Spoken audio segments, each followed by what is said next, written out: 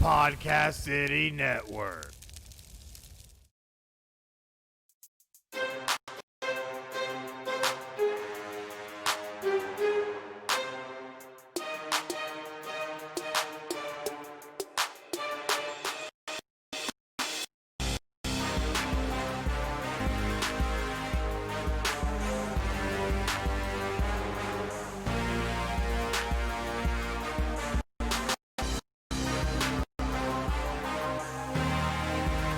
Final Score, your number one podcast for sports news. Here are your hosts, Chris and Craig.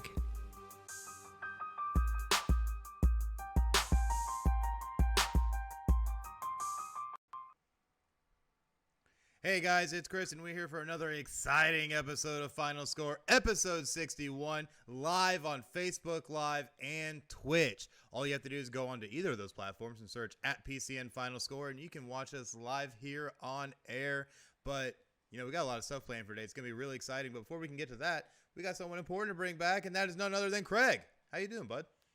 Good, man. Happy Saturday. We're halfway through this year already. We Pretty just crazy. blinked. It was March and now it's June. What the hell? Well, I mean, we spent most of it in quarantine, so, you know, there's only so much you can true. do with that. So, you know, it is what it is. But still, a really exciting episode that we have lined up for today. It's going to be really great. But before we can even get to that, you got to make sure that you follow all things Final Score. All you have to do is go look for us on Facebook, Twitter, YouTube, Twitch, and Instagram at PCN Final Score. Give us a like, give us a subscribe, give us a follow, share with your friends, invite your friends, leave a comment, have a siesta, do whatever you have to do. But just show your support for Final Score because we really appreciate it, and we always try to bring the very best that we absolutely can. So much excitement. Yeah, we try to have some fun with the show, and we really appreciate everybody that supports the show, whether it's on Facebook or Twitch or any of the other platforms, and of course all those platforms that we are actually on with this podcast. You can hear the audio versions on Spotify, iHeartRadio, Apple Podcasts, TuneIn, Stitcher, Podbean, and Google Podcasts, and of course, we release all of these episodes on YouTube. You can find all those. Just search keyword Final Score, one word, and you can find any of the fun stuff that we do. Of course, our shows, any of the interviews that we have lined up, which we've got a lot of fun interviews that we're going to be bringing to you over the next couple weeks, and any other segments like that. The rugby review, any interviews they do, the Waffens Wallops, the game streaming that we do, all of those get released on our YouTube page. So we're trying to also hit some benchmarks on both of them. On Twitch, we're trying to hit 25 followers. We're at 24. We're 24. We're this close. And then on YouTube, we're at 17 subs. We're trying to hit 25. So if you are watching, no matter where you're watching, hit that like, hit that subscribe, hit that share, that follow button. We genuinely appreciate it. That's the best way that you can help grow this brand and grow this stream the way we want it to. Absolutely, you know, and the only way we can grow is by the support of all you great fans. So please go on to all those platforms and help push us and hit those benchmarks on YouTube, on Twitch. You know, we're really trying to make this the very best that we can, and we can only do it with support of great fans like you. So definitely make sure to do that. But we're going to dive head first into some craziness because we're realistically going to be having sports returning, and we got to start out with NBA. Because the NBA and the NBA Players Association have finally approved the 22-team format to finish the season. Yes. Yeah, I guess you could be. I mean, I'm excited sports are back. I've seen sports, man. And something more than Bundesliga where I'm just butchering German teams' names. I'm excited sports are back, but I still think it's too early. And I think the NBA, I know there's a lot of money at stake, so I understand why they're doing this. But not only, and we're going to have a guest on next week that covers, is very knowledgeable in the NBA. And we're going to talk about the effect that it's going to have not only on this season, but the off season, which is going to be basically 2 months long, and then the next season, which is going to start in December right away. So that's the one thing that I'm not a fan of when it comes to just the NBA in general. But this is a great opportunity for the NBA to maybe tweak with some new scheduling. They were talking about shortening the season It's been a conversation piece over the last like 4 or 5 years. So I'll be interested to see what they do in the offseason. They're still ratifying a bunch of stuff, and they're talking about it in the coming weeks. But the story is the NBA is coming back, and they want to try to get it taken care of so that way it's not running into, say, the NFL or not, overshadowing any other sport that will be coming back later this year. Right. And it's going to be really interesting to see how this all works out, just because there were teams that did not make it. And when you look down the list of teams that did, they only brought in 9 East teams, 13 West teams, basically the teams that had the best chance of making the playoffs. So it's kind of interesting that they don't even have the complete field of teams for this. But I think a part of that was that some of those teams just didn't vote to want to come back because they were worried, like you were saying, that this might be too soon. So a lot of teams, really took this into consideration. But we're looking at right now that the East will be made up of the Milwaukee Bucks, the Toronto Raptors, the Boston Celtics, the Miami Heat, the Indiana Pacers, the Philadelphia 76ers, the Brooklyn Nets, the Orlando Magic, and, of course, the Washington Wizards. So definitely going to be very interesting. And, of course, you have to have the Magic in there. You can't leave out the Magic. Just saying. But it's going to be really interesting in the East. But what do they have going on in the West? I don't have that in front of me. I don't know where you found that. Oh, man. I just got lucky that I found it. I don't know. Well, I got you covered. But with the big reason why they shortened it up, one team, so it was only one owner vote, decided they did not want to come back, and that was the Portland Trail Blazers owner. Mm-hmm. They were the only team that said they should not come back. Every other team basically said, yes, let's bring it back. But any team that was within 4 games of the 8th seed will be invited back, and that's why they're sitting at 22. That's why there's so many West teams, mm-hmm. because how the West is always log jammed. But the East, it's usually halfway through the season, half of their field is gone already because all the terrible teams are in the East right now for the most part. So that's why they've got that big disparity between West and East. Oh, yeah, definitely. And of those West teams, this is what we're looking at lineup-wise. We're looking at the LA Lakers, the LA Clippers, the Denver Nuggets, the Utah Jazz, the Oklahoma City Thunder, the Houston Rockets, the Dallas Mavericks, the Memphis Grizzlies, the Portland Trail Blazers, the New Orleans Pelicans, the Sacramento Kings, the San Antonio Spurs, and the Phoenix Suns. So those will be the 13 teams that will comprise the West. Yeah, the Suns got off to a really hot start, and then, of course, you got to find some way to get Zion involved. The NBA would love to have the Pelicans squeak in as an 8 seed and have the Lakers be a 1 seed, so they can just have that orgasm all over TV. Graphics, of having the Pelicans and Lakers. Remember when that first game happened, Pelicans Lakers? I don't think Zion was playing, either Zion or LeBron. One of the two actually was LeBron. LeBron wasn't playing, and they made it such a spectacle that it's Zion versus LeBron, and then one of them didn't end up playing. Yeah, things happen, I guess. But, at the end of the day, it's still going to be very interesting to see how all this is going to play out. It's going to be interesting because with all of this, we're doing this in response to coronavirus. So with that, there's also a bubble model that the NBA and the NBA Players Association have agreed to. That way players can actually still see, some of their families and things of that nature, as well as team personnel, all that. But there's going to be I guess it's a supposed 1,600 person max bubble. And with frequent testing, the NBA expects to spend millions in dollars in just testing alone because they plan on testing players regularly after every game. I believe it's going to be even daily. But a lot of those kind of things have not been worked out yet. The NBA and NBA Players Association are still trying to figure out all the logistics, but they still do expect to have to pay a hefty amount just to be able to make all of this happen. Yeah, this is this is why I'm on the side of they should have just scrapped the season, do a regular off season. Like right now, you should have the draft now, do a virtual draft like the NFL did, mm-hmm. and which actually should have been last month already. But they should have just scrapped the season. We'll start over. But I understand there's a lot of money involved, not just from the league. We're talking about players that were going into contract years, guys that are trying to fight for their livelihood. So I understand why the NBA brought it back. I don't agree with it, but I am happy that it's coming back. Well, the one thing A you got to little look bit- at a little bit too. of me. One thing you got to look at too, though, is eventually life has to get back to some type of normalcy. You have to bring things back. You can't just, out of fear, really keep things away, because we've seen the numbers with this. While it has been incredibly crazy how coronavirus has progressed, it's not to the level that some people try to make it out to be. And we're seeing numbers slowly go down. Now, with things starting to reopen, we saw a little spike, but things are still on that downward trend.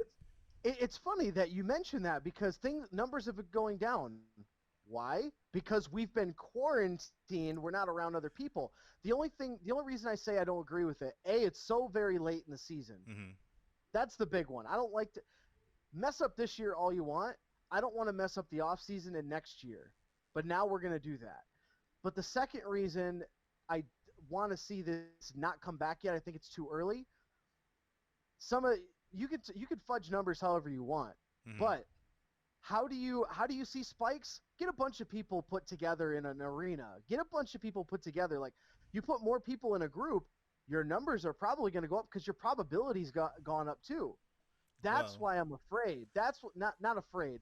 That's why I would be afraid if I were a player, or they're talking about keeping older coaches away from this action, not on a sideline, which that to me is already kind of like, okay, so your at-risk people can't join, but like Gobert and Donovan Mitchell had it, like two stars of the Utah Jazz.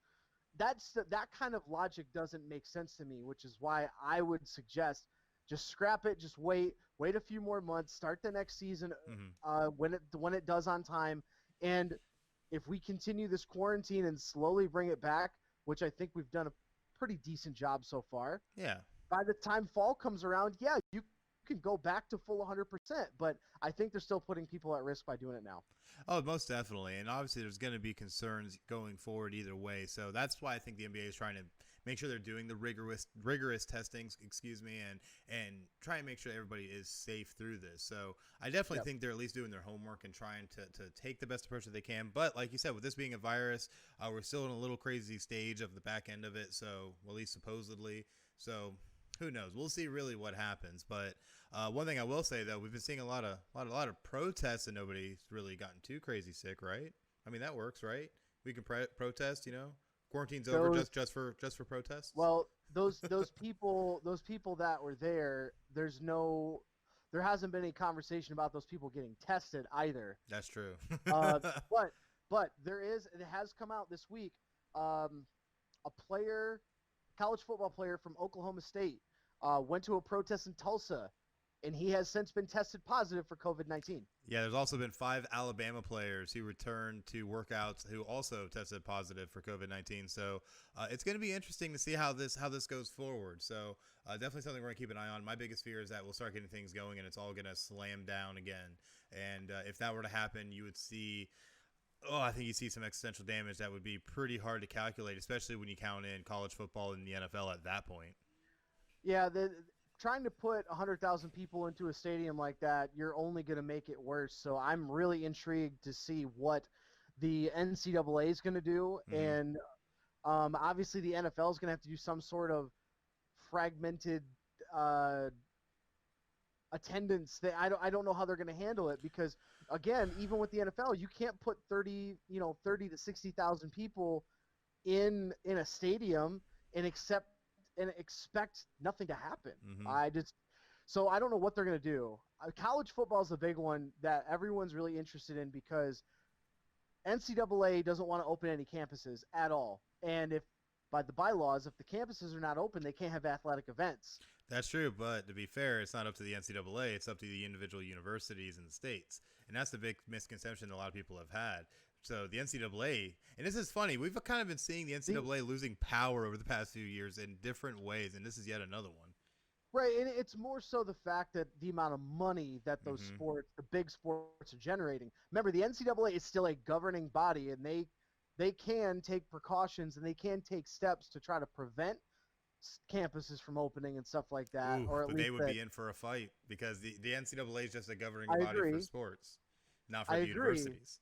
I agree, but that's what I'm talking about is the sports. The campuses aren't open. They say they're not supposed to do sporting events. But if the sporting events happen, the NCAA is going to do whatever they can to stop it. And I think that's what they're going to try to do. Now, are they going to do it? I don't know. I don't know if they're going to be successful, but that's what we're talking about. I think it was either last week or off air. I know we've talked about this. The Power Five is talking about trying to break away from the NCAA to do their own thing anyway because of all the money they already make. Mm-hmm.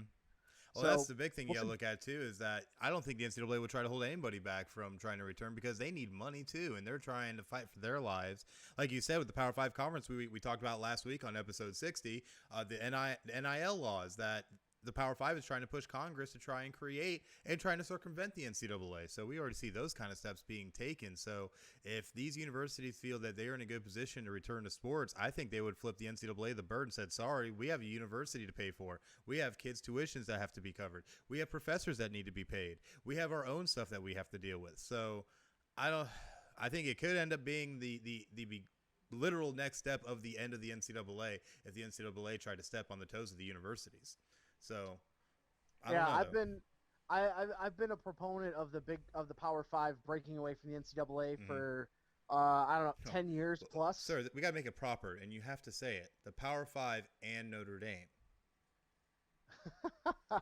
It's okay. It's okay. I know it's hard to remember sometimes. Maybe they should just join a conference. Yeah, I mean we are but aren't. We're in bed with the ACC, but it not. Hurts. It inevitably it's not FBO.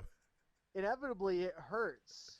It hurts Notre Dame's football program. Let's not talk about that. The other sports are already in the ACC, majority of them. Football's the only one that's not. Now, but we can still put ourselves in a position to make a playoff or a national championship game though without a conference and have proven as such in the past 10 years. How many playoffs have they made, though? More than Michigan. And that's the thing you look at. We've been to one playoff and one BCS national championship game in the past 10 years. So with that alone, we obviously can show that through our scheduling alone that we can make those kind of games. It's just we put a bigger burden on ourselves because we have to fill out our schedule with tougher opponents because we don't have a conference slate. Remember this, though. The USCs, the Stanfords, they're not what they used to be. Hell, even Michigan, up until But they're still Pac-12 teams. And that's better than say no. It does matter when you look at teams like Alabama who are beating Charleston Southwestern of the back end of KFC in a pickup game by 80 points. So we don't schedule D2 or 1AA or sorry FCS now because they're in the most powerful conference in the country in the SEC. They play Alabama every year. Or Alabama plays Auburn every year. They play LSU every year. They play Texas A&M, which has been a up and down. I would put Texas A&M in they would probably be in the Stanford USC category right now. They're right kind of there, or they were up or down. Well, one thing that hurts Notre Dame at this point is the fact that our rivalries we try to keep alive is what hurt us because those teams have fallen kind of by the wayside, the Purdues of the world. That's what I'm talking about. That hurts the football program. Now, if they went to the ACC, it wouldn't be much better because everyone outside of Clemson sucks. But we play Clemson almost every other year.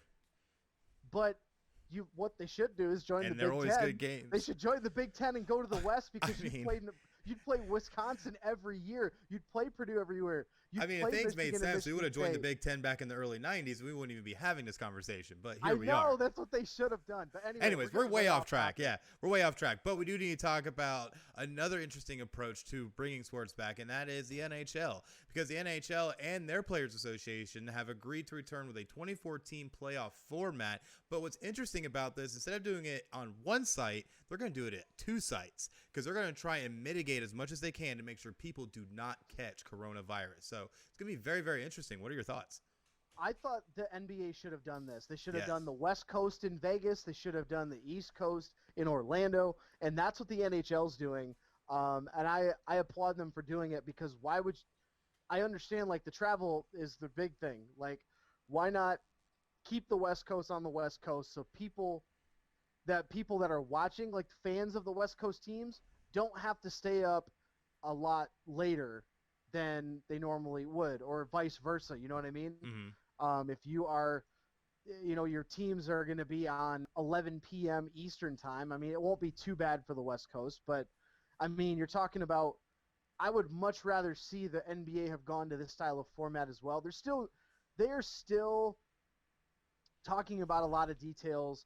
They haven't even selected what the cities are going to be, but they've agreed in principle that they're going to have some sort of return to play format for playoffs. They just haven't ironed out the details yet. Yeah, definitely. They haven't even selected a date. They're hoping late July to drop that puck on the ice and make it official, but they are expecting to start returning to camp here within the next month. So it's going to be interesting to see how a lot of that will unfurl. One thing we forgot to mention about the NBA, tip-off is scheduled for July 31st. That is their target date as well. So late July for some of these leagues is looking like what they're aiming for to try and get action back going. So the big reasoning is they want to make sure guys are getting a little bit of training camp in, so they're not going in cold trying to play a season. So it's going to be interesting to see how a lot of this does shake out. I know that the NHL is talking about having a 5-game qualifying round that leads into playoffs, which will all be best of 7 series at that point. So 4 rounds of playoffs, but they're also talking about not doing a bracket, but reseeding every single round. So it's gonna be really interesting. I think it'll be able to keep fans engaged, and they'll be able to, like I said, mitigate a lot of the issues surrounding having too many people in one place because of COVID-19.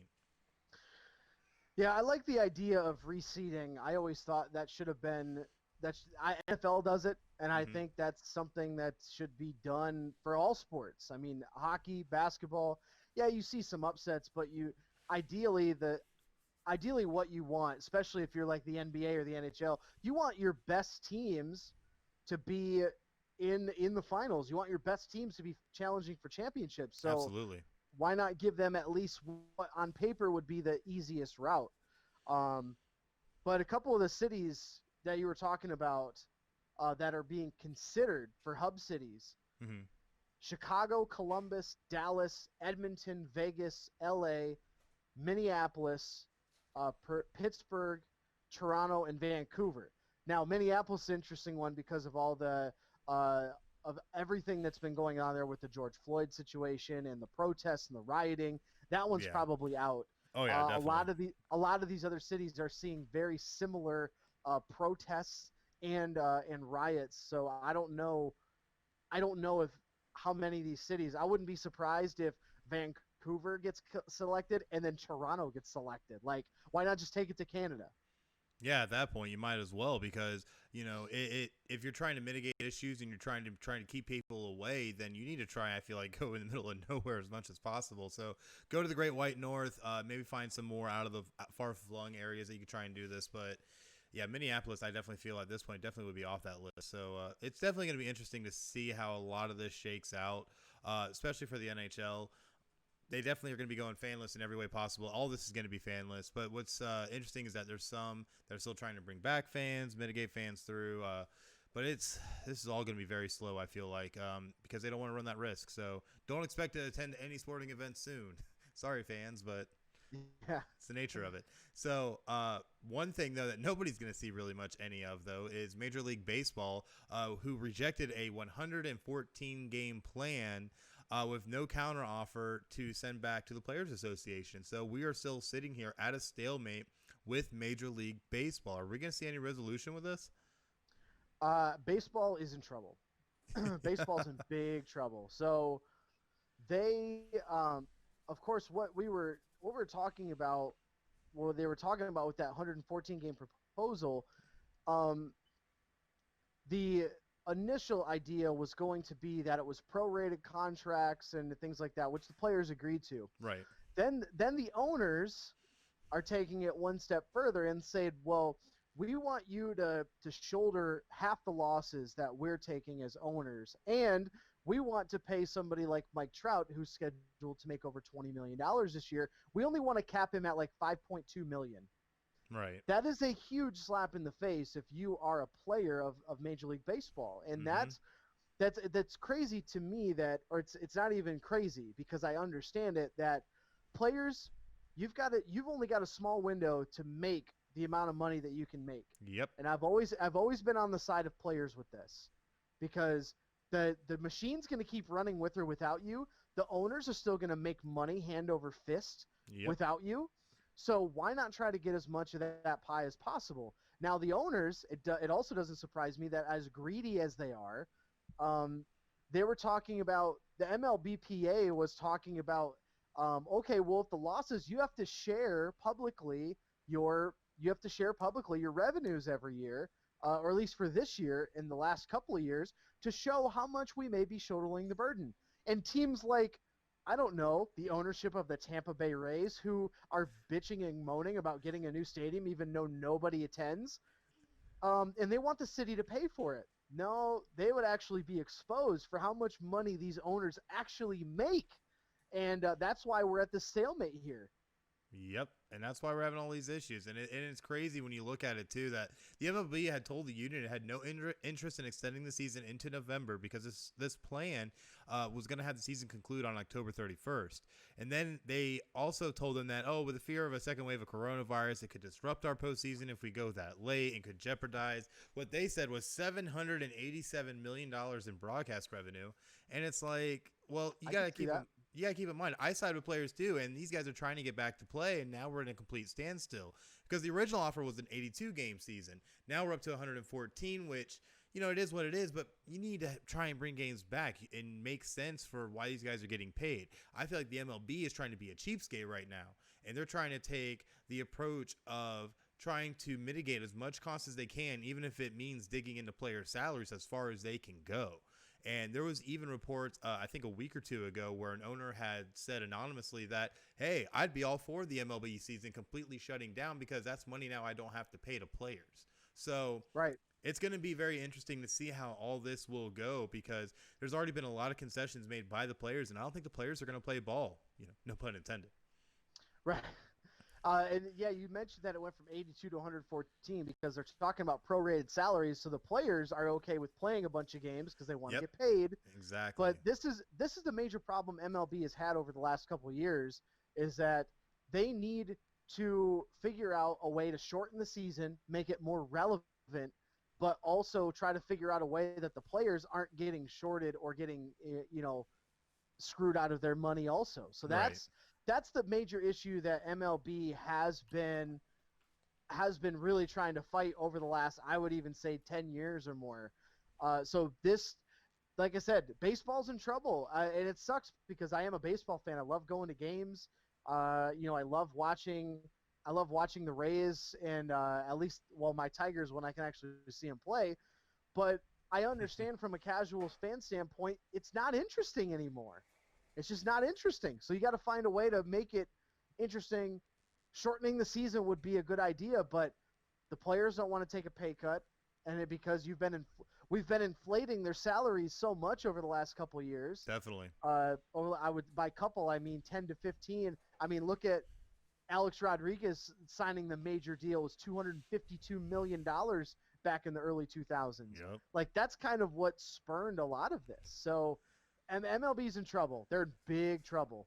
Yeah, they're going to be hurting greatly, and they need to try and figure things out quick, or you might not even have a season. And I think right now, out of all the sports leagues we have in America, Major League Baseball is in the greatest danger of not having their season at all. So it's going to be really, really interesting to see how this plays out because they're going to be running out of time. We're getting into June, and before you know it, it's going to be July. We're going to be getting on that back end, and if they don't have things figured out, it's going to be really tough to try and pull it off. So I don't see baseball being able to pull off just doing like playoffs only approach. Obviously, pay would be definitely different in that type of a scenario. So I'm pretty sure the Players Association does not want to do that. So it's figured out, Major League Baseball. What are you doing? We need sports. My goodness. Yeah, I wouldn't be surprised if they don't play this year, and it's not necessarily a bad thing because this would be an opportunity for them to try to figure their stuff out. Yeah, definitely. And we'll see how it shakes out either way. So definitely make sure to stay tuned with all things Final Score. That way you can make sure you can keep up to date on that. And, we got a little out of order. We got some things that we got to talk about, including Podcast City Network, which Final Score is a proud member of, and we love being a part of the network. We love it so much we have the logo in our logo because logos on logos just sounded like a cool idea. But at the end of the day, Podcast City Network really helps us in every way and has a lot of great and cool things going on. You can find them in all kinds of different ways on Facebook at /Podcast City Network and on Twitter at Podcast City Net. You can also find them on YouTube by searching Podcast City Network, and you can find them at their website, podcastcity.net. You can find Final Score there because we are a proud member at podcastcity.net /Final Score. But also remember that Podcast City Network now is trying to bring on more shows. They're trying to offer all these different array of membership services, including logo design and branding, social media advertising, and live podcast hosting, and much, much more. You also gain access to our network of shows to help with cross-promotion guests and overall reach, while also becoming a part of our ever-expanding PCN community based on people helping people. And the best part is there's no membership fee. So what are you waiting for? Go to podcastcity.net /join now and join the fastest growing independent podcast network around, Podcast City Network, because we're like Disney. Where dreams come true.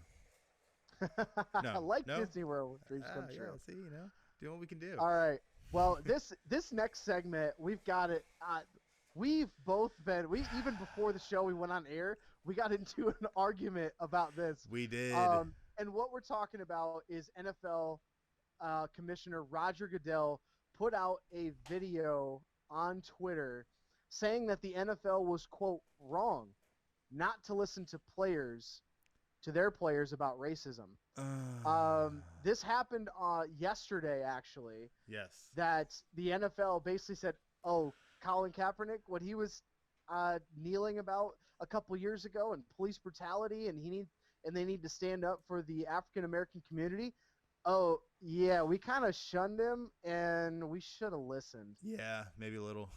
And it's actually absolutely crazy because with how this all started, of course, everybody remembers a few years ago we had kneeling before games that started with Colin Kaepernick, and then other players like Eric Reed and others started kneeling in solidarity with Colin Kaepernick, which inevitably led to Colin Kaepernick basically being ousted from the NFL.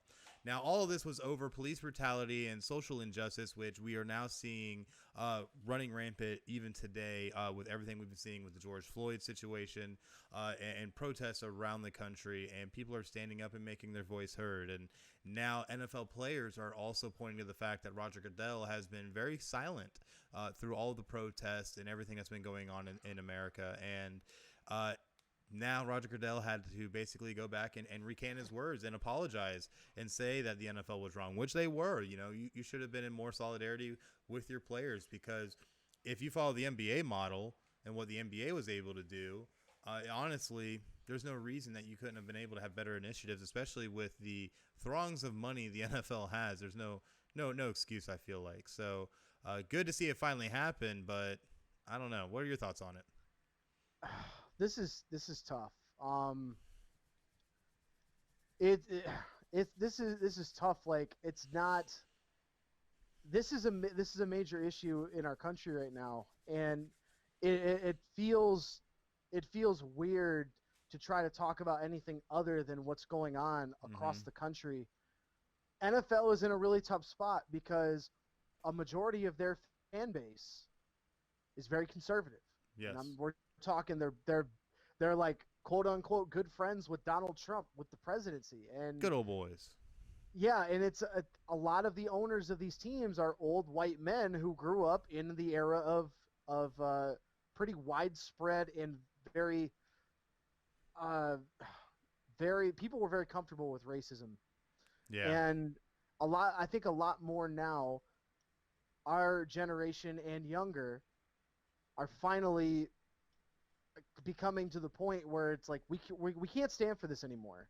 We can't stand for this kind of stuff anymore. And now the NFL is in a really tough spot, because if they go against the word of, I guess at this point they're the regime. If they go against against the stance of the regime and Donald Trump in the White House, now they're going to basically alienate a majority of their fan base, which are conservative. A lot of people are conservative. I wouldn't necessarily talk about income levels too much, but you've got a lot of people who support military, and they're they grow up in the bubble of, you know, there's a lot of white people that like football. Okay, that's basically what I'm saying. Like I'm trying not to dance around it, but I mean, like, It's that's okay. kind of We're in the what era I'm doing. of just saying what needs to be said, so it's all right. Go ahead. Yeah, I mean, I've been silent on this probably more than I should. Same. Um, and I it's broke really last night sad, but finally. right. But NFL, they need to do the right thing here, and they need to. This is, I think, a step in the right direction. They need to be a lot more proactive. They should have listened to Colin Kaepernick a long time ago. They should have at least listened to him instead of blackballing him from the NFL. Mm-hmm. And Eric Reed, it happened to now, and other teams. And I know, like, the Steelers were I was one just about to say. where Big Ben was like, you know what, I'm not even going to go out in the field for the national anthem, and it became a huge issue.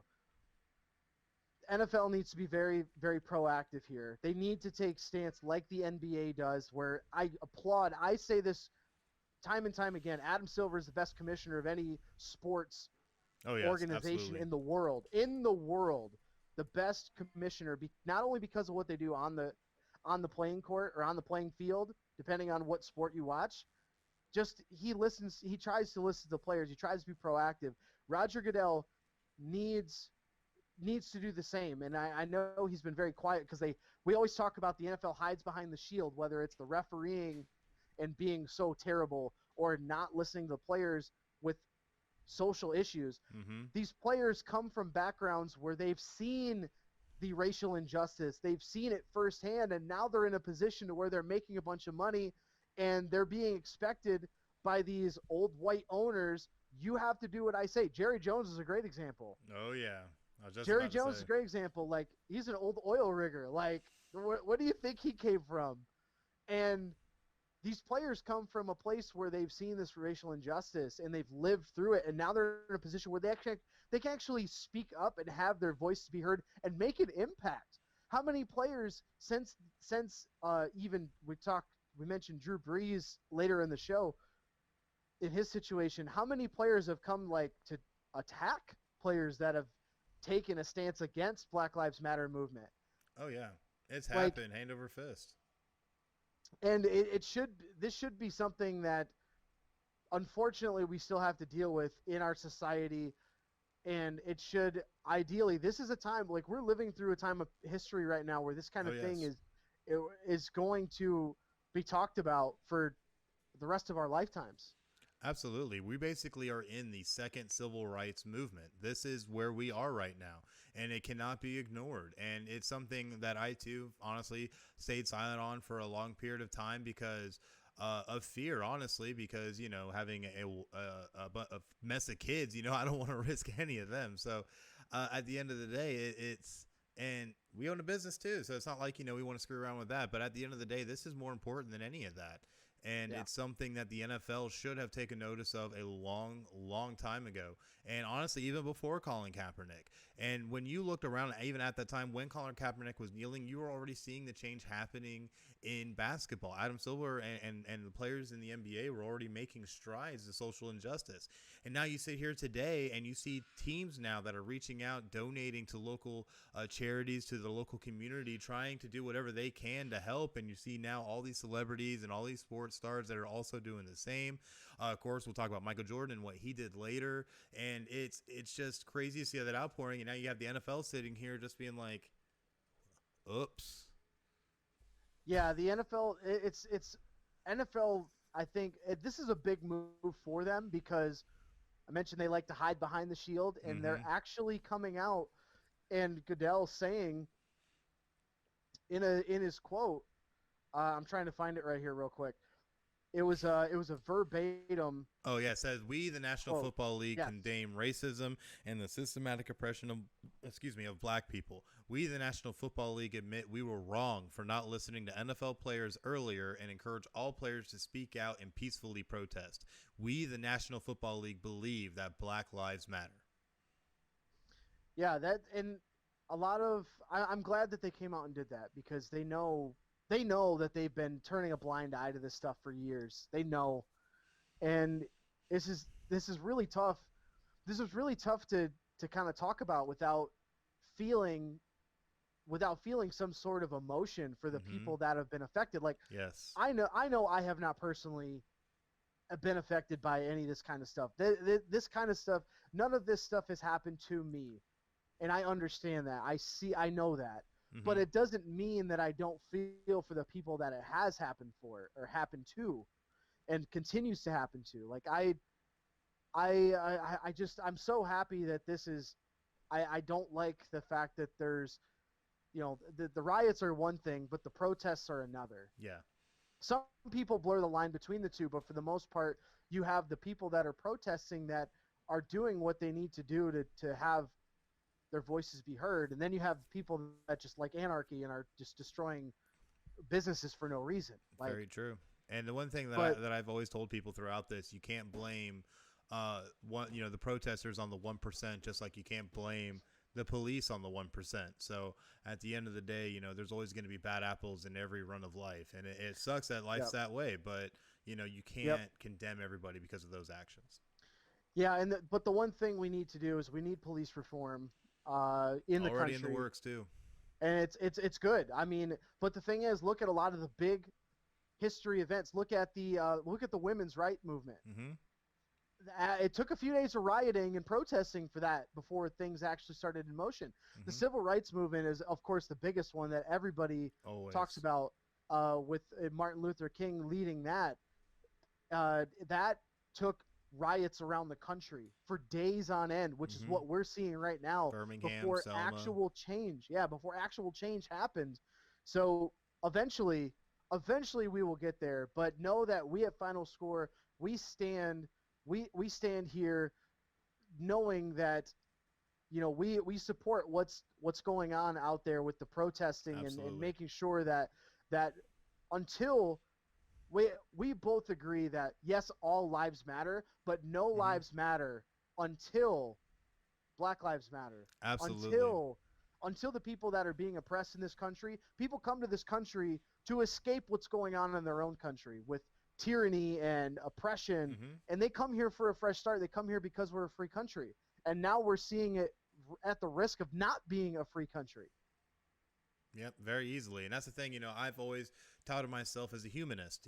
To me, there is no color, there is only humans. And no one is different from anybody else. We're all humans, and we are all truly equal. But to get to that point, and it's something I had to learn, to get to that point, though, we have to make Black Lives Matter. And until they do, we're not going to be able to truly reach the equality that we strive for here in America, being the land of opportunity, being the melting pot of the world. We can't be that until Black Lives Matter. So we definitely stand in solidarity with everybody that is protesting and making their voice heard. Yep, absolutely. But now this begs the question, with the NFL realizing and saying that, oh, yeah, we should have listened to our players, they haven't said him by name, but this opened a door for Colin Kaepernick to make a return to the NFL. Listen, with Colin Kaepernick, just because of everything going on, he probably will end up back in the NFL, and I'm not saying he shouldn't. But here's the thing. The reason that Colin Kaepernick, in my opinion, didn't make it back in the NFL is he is not that great of a quarterback because he wanted to be a starter. The guy could definitely be a serviceable backup. Honestly, I can see a bunch of offenses he can slot right into and be a great backup and maybe even push the starter a little. However, he's not an elite quarterback. And honestly, it wasn't even all him that got the San Francisco 49ers to the Super Bowl when they played the Ravens in New Orleans. That was more on the defense. So at the end of the day, I don't feel that he has the talent to be a starting quarterback like he wants, and I feel that could become an issue for him, and he would end up being, I feel, extremely outspoken about it. Now, I'm not saying that's what would happen, but given how he treated the NFL training tryout that he had and how he decided to move the site and only so many teams were able to attend and only so much media got there, and how he treated his press conference after, I now have a lot of confidence in his legitimate claim to want to be back in the NFL. So I have reservations, but I still think he could be a backup. That's where I stand. I think after this, every year there's been conversation of a team talking to Colin Kaepernick or at least showing interest in him. Mm-hmm. I think a team will try to bring him into camp. But now this, you talk about his run with the 49ers. Alex Smith led that team, that offense, managing the games, and that on the back of that strong defense as well. Mm-hmm. Colin Kaepernick caught a lot of people off guard just by he doesn't have the greatest arm mechanics, but he's a dual threat with his feet, and that's what teams are going to be looking for. Can he be that change of pace? Can he be a guy that pushes the starters? But just as we know, also the starting quarterback room, there's only so many that can do it, and Mm-hmm. we've seen other players not get starting opportunities, in favor of other players, whether it's because of age or because of the name or anything like that. So I think he will return to the NFL, but whether he plays and or starts, that remains to be seen. But I think he will make a return to the NFL, especially after this. This now blows the doors. I think that's part of the reason why the NFL didn't want to say anything, because now this blows the doors wide open for, okay, well, if Colin Kaepernick's not back in the NFL next year, what's going on? Why is he not back yet? Yeah, and we're already seeing a lot of different things when it comes to minorities in the NFL anyway. So there's already that press there. So I think it'll happen regardless. But like I said, he's not going to be a starter like he thinks he is, because honestly, he's not that great. And yes, he can be a change of pace, but I mean, he's kind of a one-trick pony because he doesn't have the best arm in the world either. And that's the thing that I think that teams are going to look at, is that if he could pass a little bit better or maybe shore up some of his mechanics, maybe he could get there. His footwork honestly isn't that bad. It's just his overall throwing mechanic is just not good, and it's because it's kind of lazy. But I don't know. We'll see what happens once we reach that point. Something else to think about too. He's 32 years old already. Like he's not like in his he's not like in his early mid-20s where it's like, okay, we'll take a chance on him because he's a young quarterback. I mean, he's only a career 59% thrower. That's what I'm saying. He's got I'm looking at his stats right now. I mean, he's got decent numbers, but I mean, he's been hovering right around 60%, which isn't terrible for a quarterback. I mean, we've seen some in the NFL that play that are much worse. That's true, but turnovers end up being his issue, and you don't always see it in the interceptions, and it's because he's a runner. He doesn't always protect the ball very well, so he's had some fumble issues here and there. But the biggest thing I look at is, like you said, he's 32 years old. Those wheels, man, those are not new wheels. Those wheels need some kicking, and they only got so much tread. So I kind of worry about how much speed he's even going to have if he were able to be put back in that kind of position. But then again, who knows? The New England Patriots let Tom Brady run and do dumb stuff, so who knows? Well, yeah, I think I would like to see him back in the NFL just because I want to see. I hope it doesn't go to what you mentioned with him changing the training camp workout last minute. I hope it doesn't turn into a circus, but any team knows, which is why he hasn't been signed yet. Any team knows that once he walks through the door, it's going to be a media circus for a while. Oh yeah, it is. So they're going to have to be it's going to have to be a strong enough organization that can handle that. Or there has to still be understanding on Colin's side too. Maybe there is. Maybe there will be. I don't know. But based on what behaviors he's shown, I don't think that'll happen. I don't think he will have an understanding from the team standpoint. But I applaud. I've been on this show before condemning the stuff that he was doing with the flag and kneeling and all that stuff. I'll admit that I was wrong. I will be the first to admit that I was wrong. And I applaud that he knew what he was walking into when he started the protests and he started the kneeling. I think he knew what he was walking into, but he didn't care. And that's the true measure of a man, in my opinion. Like, you're walking into a situation that you're gonna get essentially crucified for your stance, and he did it anyway. And I can't applaud him for that. I can. Yeah. So I hope he does make it back to the NFL. Then it'll be up to his talent, because in the NFL, talent rules all. Yeah, it does. And that's the thing. And I think that's we'll really see who the true Colin Kaepernick is. Well, I can't even English right now. I'm just But anyways, though, there is something we can talk about that's pretty exciting, and that's PodChaser.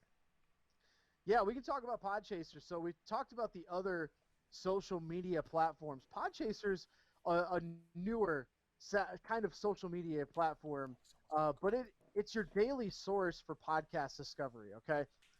Apple Podcasts is no longer the only place you can go to rate and review podcasts. On Podchaser, you can follow creators, browse every podcast ever created, and you can rate and review individual episodes along with shows. So you can find us on Podchaser. Go to podchaser.com, search keyword FinalScore, one word. Give us a follow, give us a rating, and give us a review.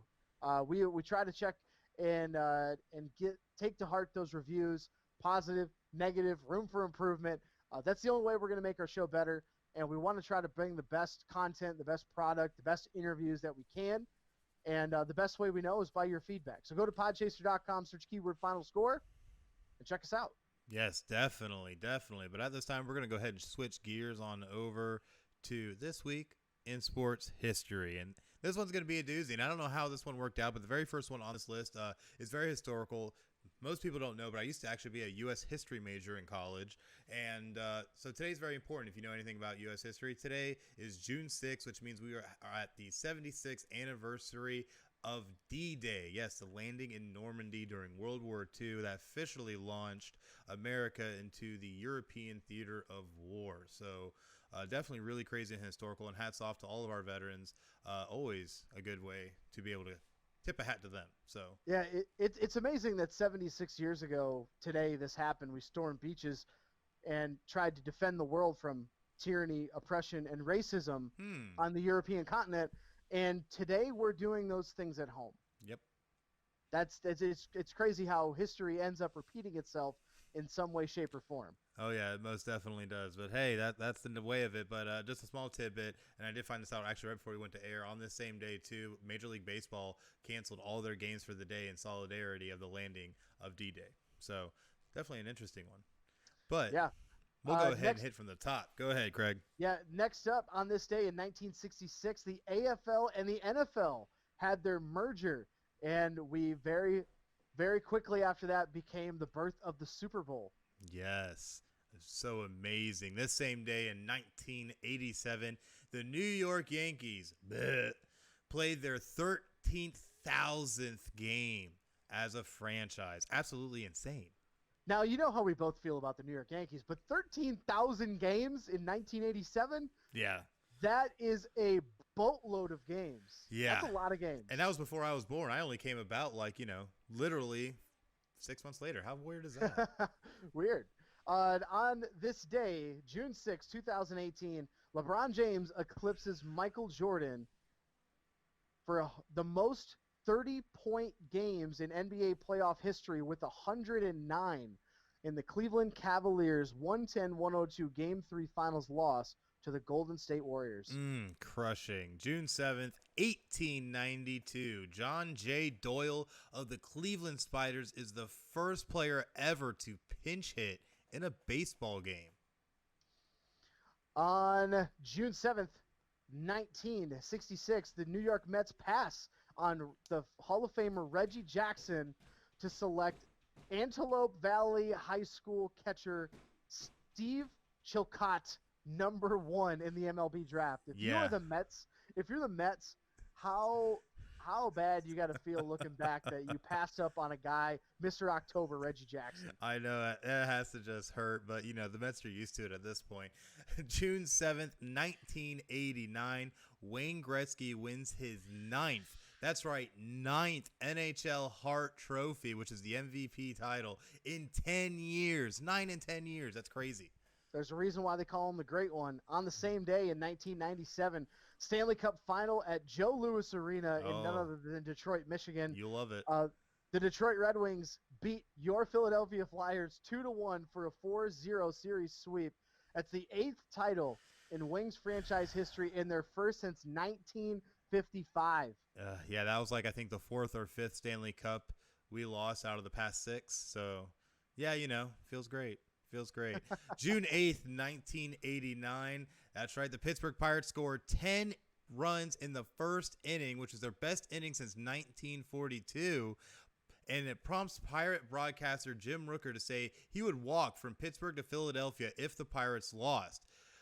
Well, they were playing the Philadelphia Phillies, and the Phillies came back and beat them 15-11, and Rooker ended up making that walk at the end of the season. That's insane. That props on him for actually going through with it. Oh, too. yeah. Yeah. And that's not a short walk. Yeah, and the last one, June 10th, 1981, Pete Rose ties Stan Musial's NL record of 3,630 hits, the greatest hitter of all time. Absolutely insane, I tell you what. But that is this week in sports history. And to make sure you can hear sports history and all the other great stuff we talk about, you can go ahead and jump on over to Bullhorn and be able to go on there and check out Final Score, because Bullhorn puts a new spin on listening to podcasts. Bullhorn's mission is to extend the reach of podcasts to everyone's ear, regardless of location or income. No data or expensive smartphone is needed. All you have to do is go stream through your device or call into your podcast of choice without using up any of your data. Just go on to your Apple or Android device and you can search keyword Final Score and be able to go onto those devices, search Bullhorn, download it, search Final Score, that's one word, and then give us a follow and a listen for free. I'm getting so excited because Bullhorn offers us so much, and it's so crazy because it's all free. It's so free. It's all free. You can't go wrong with free. Before we jump into the last segment, give or go, want to give a quick shout out to Alec and Sean at Radius Digital Marketing. They've been really helpful in helping us build our brand and expanding our audience. They specialize in ad management, lead generation, brand awareness, and social media marketing. If you're looking to take your business to the next level, contact Alec at alekanuzis@radiusdm.com. That's ALEKANUZIS at radiusdm.com for more information. That's right. But now it is time for the good old give or go, and it's going to be an interesting one this week. I can't English right now. That's how you can tell how flabbergasted I am through all this. I know. I see you got some visitor over here. Oh yeah, it's been fun, man. It's been fun.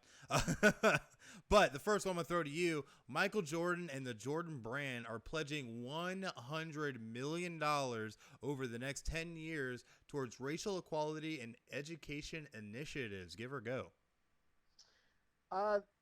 This is awesome. $10 million a year by Michael Jordan and the Jordan brand to do something like this. And you're seeing more companies, more organizations doing this to support the Black Lives Matter movement. And $100 million over the next 10 years for the Jordan brand, really, it's not much for them because how much money they make every year. But it's such a huge gesture. It's such a huge gesture for them to come out with this kind of support. They're talking about that specifically the Jordan brand is going to increase its work in communities across the United States to provide access to education and opportunities for future generations while taking a more active role in supporting organizations that work to affect policy change in local governments. Like this kind of support is awesome. I mean, there's I think it was Nike's doing another. It was right after Nike announced an additional $40 million pledge from Nike, Jordan, and Converse brands over the next 4 years. So, gosh, that's awesome. It's so awesome. It's unfortunate the time that this is happening, and like these things have to happen. Yeah. But the amount of positivity that can come out of these situations, the reform that's going to happen in this country, the outpouring of support from companies to work within local communities, just the amount of awesome things that are coming out of this situation is something that we need to be applauding and looking at more.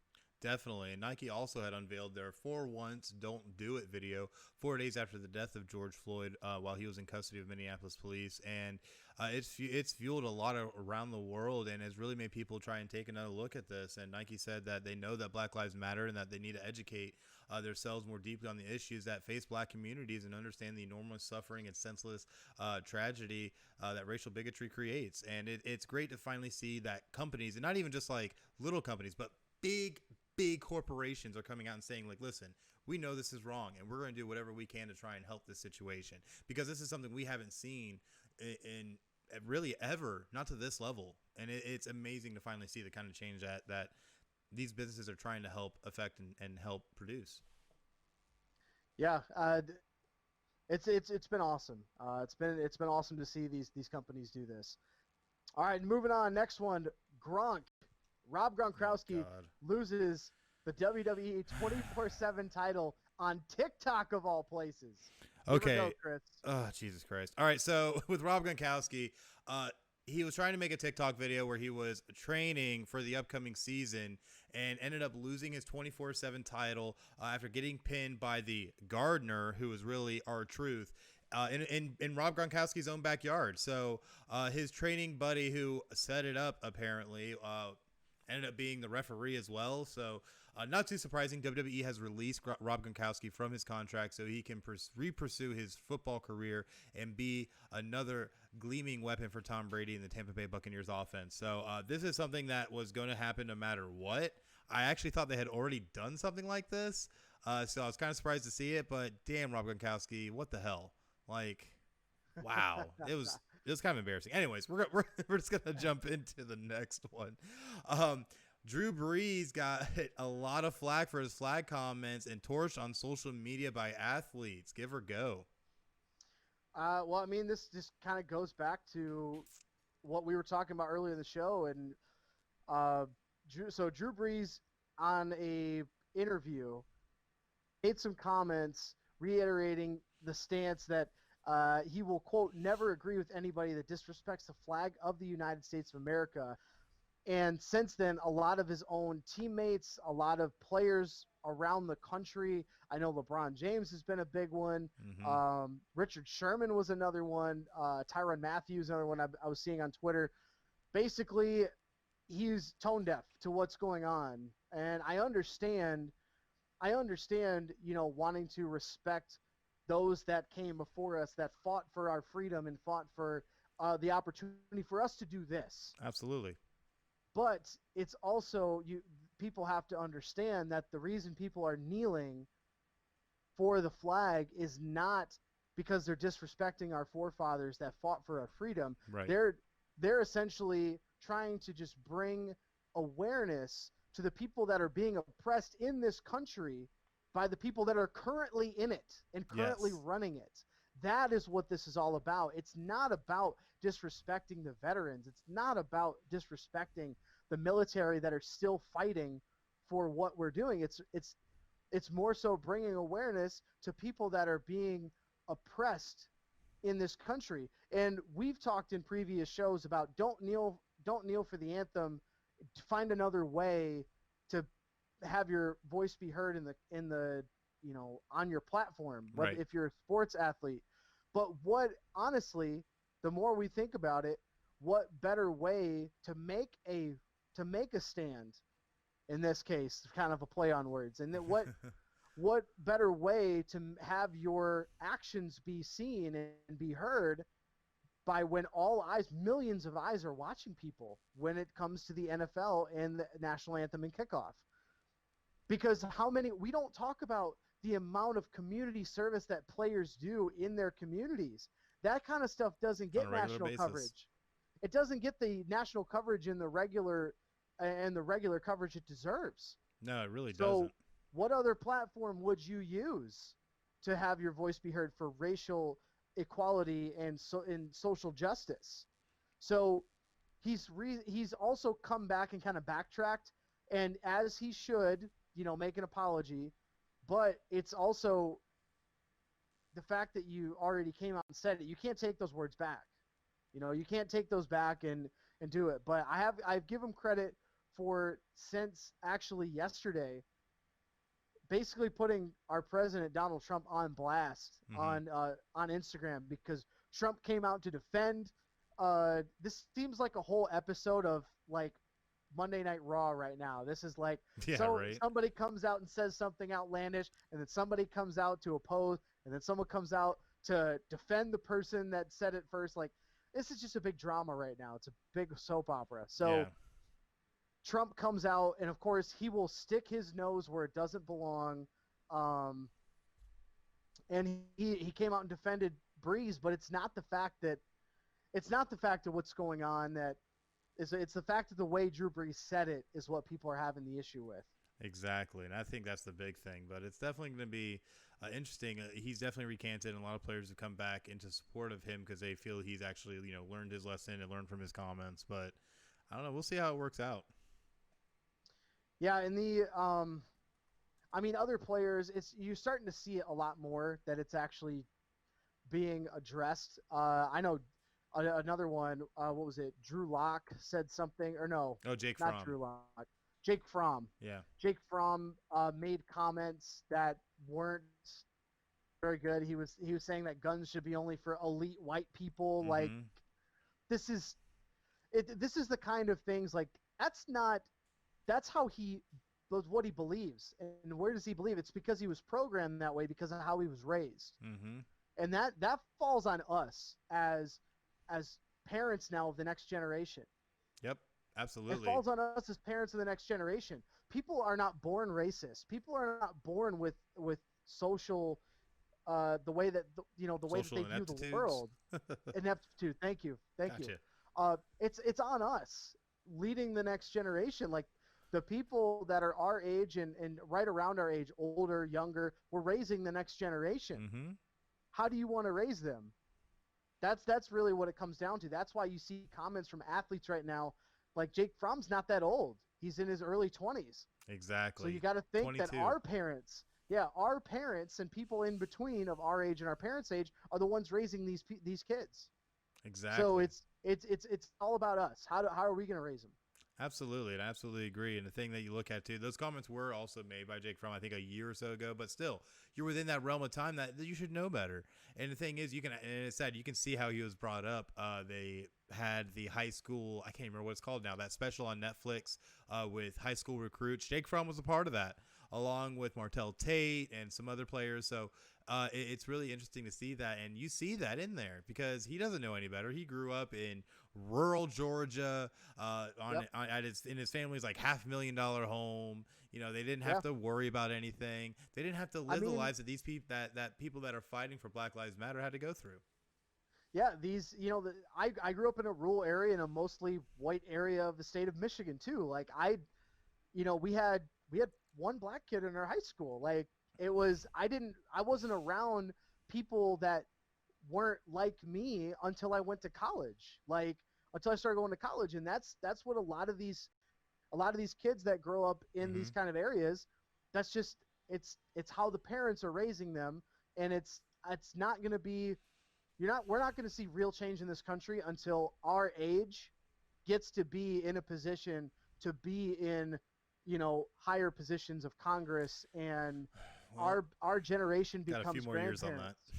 Yeah, when our generation becomes grandparents, I think that's when you're going to start seeing actual change, because the way we grow and raise our kids to be more tolerant of everybody else, regardless of race, creed, orientation, everything, that's when you're going to start seeing real change, is when we get to the point of where our grandparents' ages are. Exactly, and I have to agree because we're at the spearhead right now. So once we get to that point, hopefully racism will be completely eradicated, and we'll be able to progress with the humanist ideal. And that's the one thing that I feel all of us need to eventually strive for, because I feel that the human species gets in its own way just because we worry about things like race and gender and all these things that really have no meaning, because guess what? We're all human, so it doesn't matter. But we'll see what happens. Just don't be an asshole to each other. That's all we're saying. Everybody love everybody. Everybody love everybody. Oh, my goodness. All right, last one for Give or Go here. Kevin Durant rules himself out of this NBA season. Give or go. I'm going to go on this just because apparently, from what Kevin Durant said, this was the plan all along anyways, even before the pandemic, before all the social injustice, before everything. The original plan literally was for him not to play this season. He said, quote, "My season is over. I don't plan on playing at all. We decided last summer when it first happened that I was just going to wait until the following season. I had no plans of playing at all this season," end quote. So because of that alone, this really deserves no further time. I'm good. Yeah, it makes sense. He's been hurt, even though we had time off. Just wait till next year. Now he's going to have until December to get ready. And really, he doesn't, as fragile as his ego is, he doesn't want to come back and look rusty. Oh yeah, definitely. And So thing is, Achilles that's what it injuries is. are always kind of weird sometimes. Yeah. All right. That's it. That does it for Give or Go.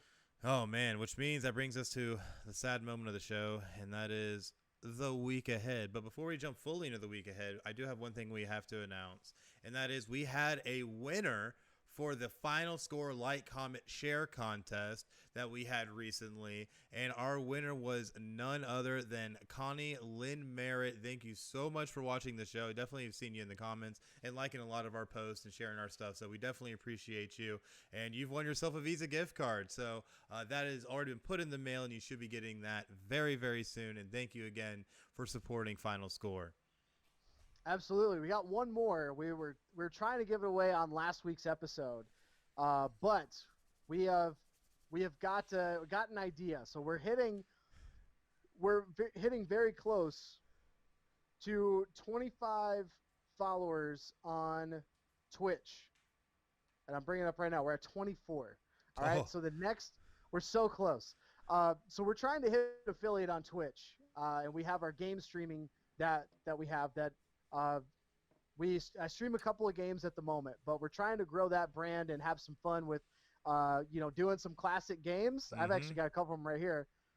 Here's some new ones. So we got college football that I've been streaming, and I'm about to stream college basketball. I got my hands on one finally. Oh, snap. So the next, one of the next episodes coming up, we're going to be having a contest, and we're going to be giving away our other gift card on the stream. Yes. So if you want to check that out, you've got to follow PCN Final Score on Twitch, on Facebook, YouTube as well. Check those platforms out. We'll be announcing when I'm going to be giving away that gift card and other giveaways as well for other benchmarks we hit. Yeah, that's right. So definitely make sure that if you want to win some stuff that you say glued to Final Score, following us on Facebook, Twitter, YouTube, Twitch, and Instagram at PCN Final Score. Hit the like, follow button, check mark for notifications, like, share, the whole shebang-a-bang. Go do it and support a Final Score. That way you can try and win yourself some stuff, because this isn't going to be the first, nor is it going to be the last. So definitely stay tuned, because there's going to be a lot more. Absolutely. So for next week, we're looking at bringing on a guest to the show. That's right. So we're looking at if you listen to podcasts, we're going to be having the host of Off the Ball podcast, Chris LeBron, on the show.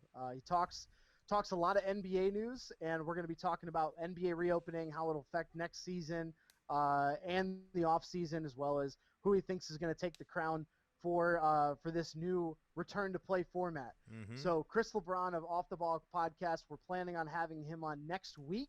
So be on the lookout for that. We'll share his social media during the week, so that way you can get prepped, and it's gonna be fun. I'm excited. We got a few other interviews lined up over the next month or two. Oh yeah. So it's gonna be fun. So if you want to check those out, we're going to have some fun guests on the show. Yeah, definitely make sure to check it out, because it's going to be a lot of crazy fun stuff that we're trying to do now here on Final Score, trying to bring in other podcasts. Of course, we already had George DeMoya of the Couch Dads podcast who helped us with Sports Movie Madness, but we're not going to stop there. We're going to try and bring on as many people as we can, and who knows, maybe some athletes eventually. Well, I don't know. We'll see. So definitely make sure to keep up with Final Score. I got a guy. You got a guy? Oh, I got a guy that we can that can get us connected with some athletes. Oh snap! I think I know your guy. But sadly, though, this is the end of our episode. Thank you, everyone, so much for watching here on Facebook Live and on Twitch. Join us next week for episode 62 of Final Score. We'll be bringing on our guest, Chris LeBron, to talk about the NBA's return, among other things. So definitely make sure to stay tuned. But until then, I'm Chris, and that's Craig, and you just watched Final Score. Y'all have a great night.